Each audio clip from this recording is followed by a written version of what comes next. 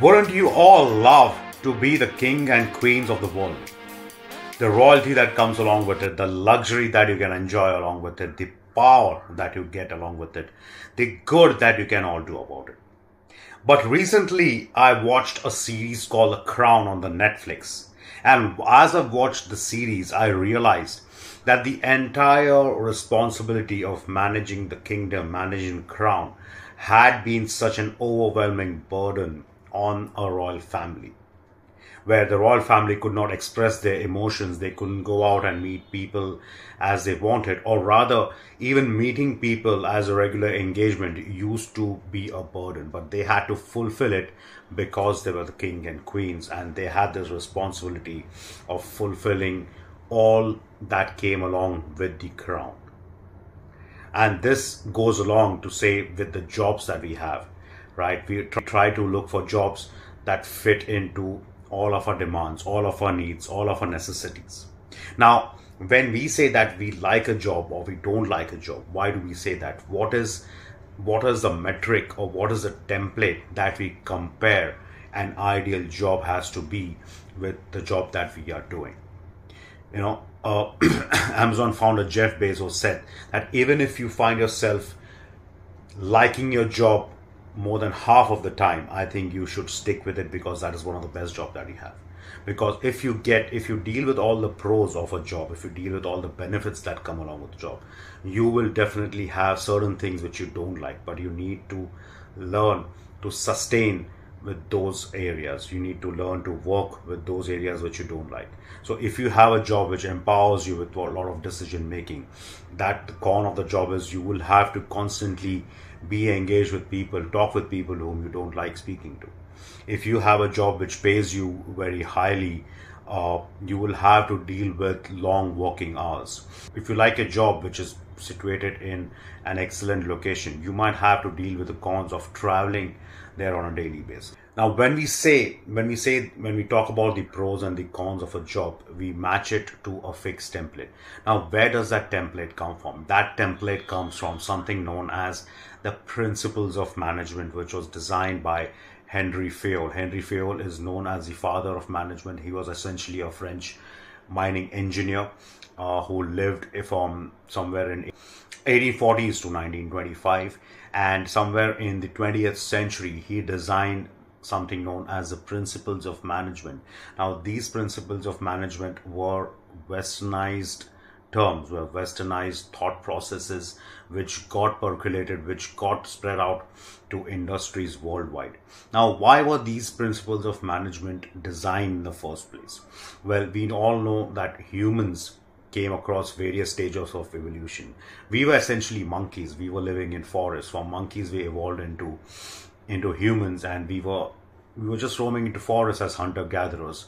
And from the hunter-gatherer age, we came into the agricultural age, where we started farming.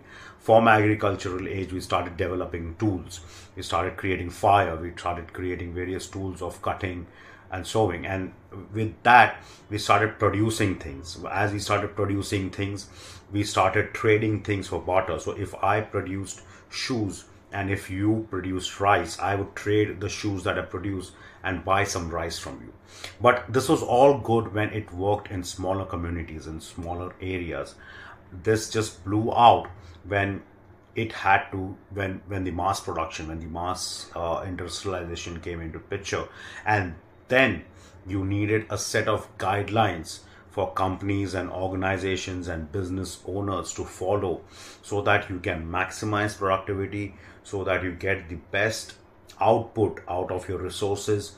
You can get goods produced at a cheaper rate. You can scale your company. You can increase the profits. You can keep people happy, right? And that's how the principles of management were designed by Henri Fayol in somewhere in the first decade of the 20th century. Now, what were the 14 principles of management that were designed by Henri Fayol? The first one was division of work. Now, division of work essentially stated that specialization allows the workforce to be more efficient. So if you want someone to do a job of cutting, you would call in people, you would identify who's the best in cutting, and you would put them in the cutting department. If you had the job of printing, you would get the people who were best in that industry, in that skill, and put them in a specific department of printing. That allowed for skills to be matched with the proper task that you had to do. The second principle was authority and responsibility, which says that managers must have the authority to give orders and the responsibility to ensure that they are carried out, which means that people who work in an organization, they would follow the command of a manager, and the manager must be given the authority by all means, so that the people below them, they follow the orders of what has to be done, and people don't go chasing different orders. They don't go or they do not mock the authority. So someone had to be given the authority and responsibility so that they were respected and people follow that. The third principle was the principle of discipline. That employees, if you give authority and responsibility, as we spoke earlier, employees must obey and respect the rules that govern the organization. If you want to be a part of the organization, if you want to be a part of the party, you must respect the laid down rules. The fourth principle was the unity of command, that each employee should receive orders from only one supervisor. Imagine a situation where you are getting orders from every second person that you meet, and every order is of different nature. It takes you to a different direction. That such an organization would never function, such a business would never function. It would incur huge losses. Then the principle said about the unity of direction. The organization should have a single plan of action to guide the organization, and that's why we have the vision statements, the mission statements, the objectives of the organization, to say that this is one vision that we want to achieve as an organization. And when we have that one vision, what would be the necessary steps that we would take to reach that vision? So it's always simple. The vision never changes. If you keep your vision changing from time to time, your organization would not survive, and people will be confused, so to say. The sixth point was subordination of individual interests to the general interest, which says that the interests of one employee should not be allowed to become more important than those of the group. As an individual, I have my own personality, I have my own demands, I have my own needs and wants. But when I get into a group setting of an organization, I have to place that secondary, and I have to work towards the collective interest, collective needs of the group, because the group is working towards the fulfillment of the organization. And if it does not, if it works on the demands and whims and fancies of one individual and just one individual, that will spell doom for the organization, because it's just not heading anywhere. It's not able to deliver or cater to the need of direction. The unity of direction goes awry. At the same time, there was the principle of remuneration. Remuneration, that the workers must be paid fairly for their services. Yes, we have authority. Yes, we have responsibility. But what are we getting in the bargain? They must be equally compensated. They must be given the right compensation for the work, for the amount of effort that they put in. The eighth point was centralization. That decisions should be made from top down, but input from all levels. The person at the top is a responsible person. They have a certain skill set. They have certain experiences handling people. That's the reason the command should always come from top down. But having said that, the person at the top should listen to ideas, suggestions which are given from people below as well. The ninth point is about scalar chain, that there should be a clear line of authority from top to bottom of the organization. And therefore, you see organizations having one CEO at the top. Below the CEO, you would have a CFO, you would have the COO, you would have the Chief Marketing Officer. And below these individuals, you would probably have heads of departments and various managers. So that's a scalar chain that creates a clear line of authority, that the CEO reports to the CEO, the manager reports to the CEO, and so on and so forth.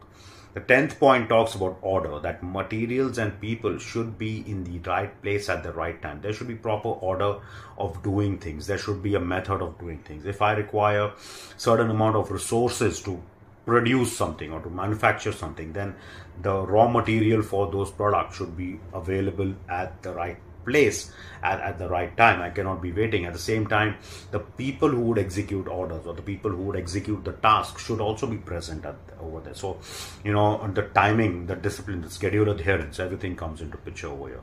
The 11th point talks about equity, that employees should be treated fairly. You cannot run an organization where you are favoring one set of employees because they might be doing some niche level of work. They might be doing important work. You need to respect each and every individual in the organization equally, and you need to ensure that they are acknowledged for their work, and you're giving them all respect in all due sense. The 12th point talks about the stability of tenure of personnel.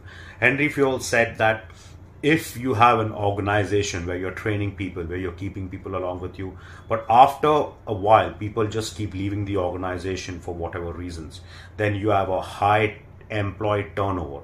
You have to bring in new people, train them again, make them understand what the work is, and you have to wait that they get to the optimum level of performance. Now, all of this incurs a lot of cost on the organization. It delays work, and therefore it creates a lot of inefficiency.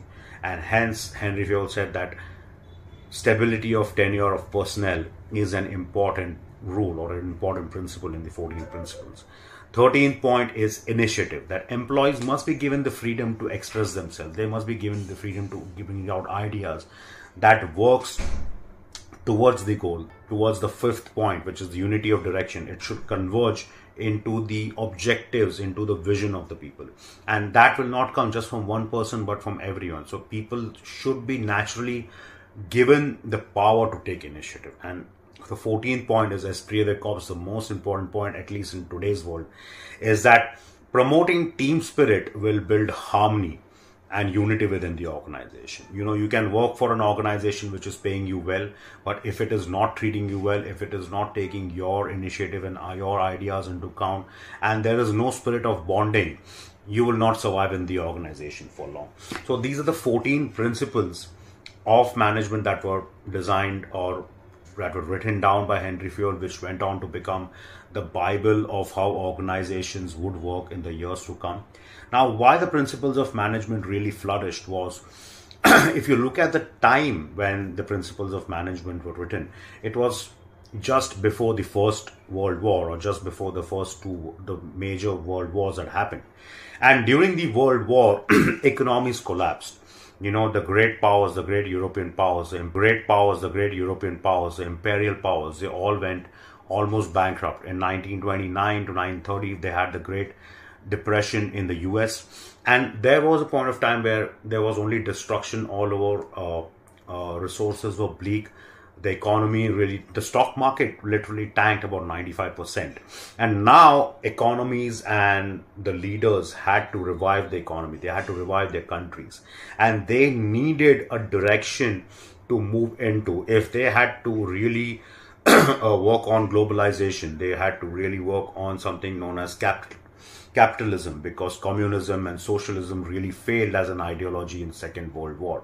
Fascism failed during the Second World War. So capitalism really grew with the Allied powers taking control, and these became the guiding principles for the powers, for the supreme powers, to implement in the industrial sector to really boost the industrial revolution.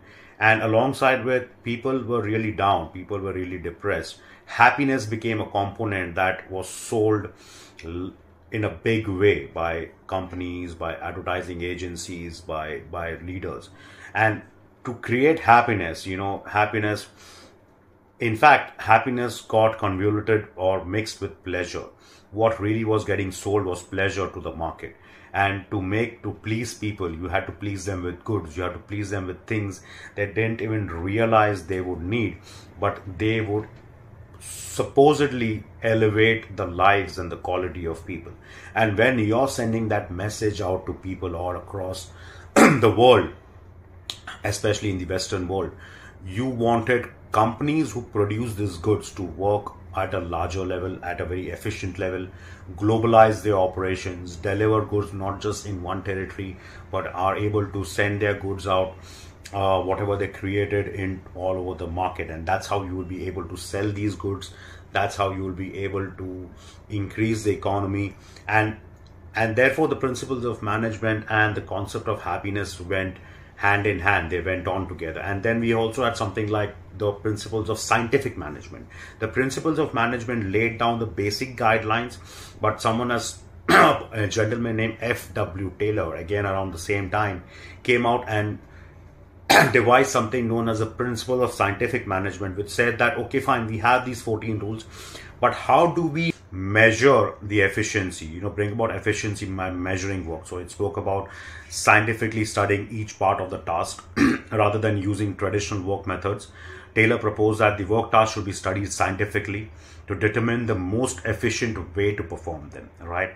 You can move from point A to point B, but what is the shortest distance from point A to point B? And if that shortest distance is creating any hurdles, would you try to get an alternate path? The second principles in scientific management was that scientifically select, train, and develop each worker. That every employee should be given equal amount of training, equal amount of knowledge. There should be brought about the learning curve. Instead of leaving workers to train themselves or developing their own ways of doing the job, you need to create a guideline, a standard operating procedure, so that all of them follow the SOPs, they follow the principles, and the task is performed in a similar manner rather than everyone doing their own way. The third point in scientific management, the principle of scientific management, was to cooperate with the workers to ensure that the scientifically developed methods are being followed. Taylor advocated for a collaborative approach between management and workers, right? And the fourth point said that divide work nearly equally between managers and workers, so that managers apply scientific management principles to planning the work and the workers actually perform the task. That principle called for a clear delineation and separation of work between management and workers, saying that this is the work that managers would do and this is how managers should be treated. This is the work that the workers would do and this is how you need to treat them and provide the right guidance and the working conditions. Now, coming back to my question to you is, if you feel that the principles of management or the principles of scientific management were one of the driving forces of the 20th century, do you think the same principles hold good for the 21st century as well? Well, I don't think so, right? Because today we have newer areas to look at. We have something called as sustainability. We just don't produce things for the world to consume, but we have to ensure that whatever we produce are sustainable. They go in the long run.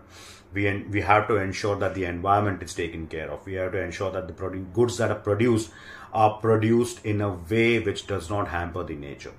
That is one point, I think, which gets added. The other, we have so much talk happening on various platforms regarding equity, regarding gender bias, regarding equal pay, regarding the LGBTQ community. I think these are areas which have to be, or these are disciplines or points which have to be added into the principles of management, and the principles of management therefore have to get redesigned. Now, most importantly, the principles of management. Now, this is something which will not be written in any of your textbooks or any of your management books.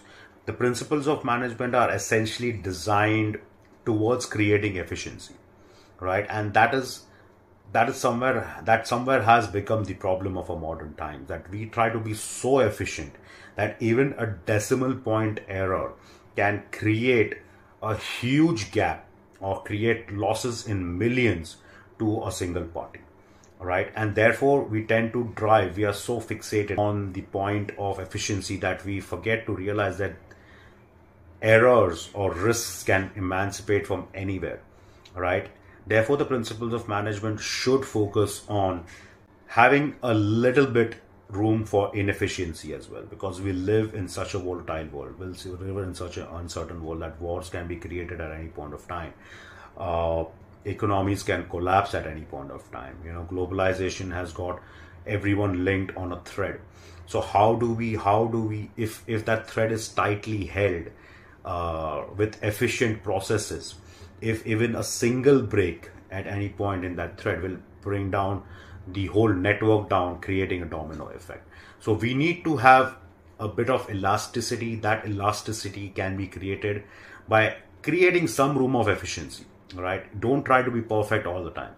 Try to appreciate that there will be imperfections, and if there are imperfections, how can you bring that into your process? How do you create the change management if there are efficiencies encountered? So these are things, we are still drumming the beats of the 20th century with concepts like principles of management, which are good, which helped us to reach a certain level back in the 20th century, but are they really effective enough? And therefore, we try to, when we define our jobs, like I mentioned, even the king hates his job because the king is trying to map his roles and responsibilities as per the template of something like a principles of management. And we don't realize that if there are pros in our job, there will be cons in our job. So we need to understand that, as Jeff Bezos says, that even if you are happy in your job more than 50% time, you should take it any given day. So there we are, the principles of management and scientific management, which laid down the guidelines for success in the 20th century. Not necessary it is the same in the 21st century as well, but I have given you points, and that is something which I would leave you with, some food for thought for the future, and maybe you can design some of your own principles in your organization.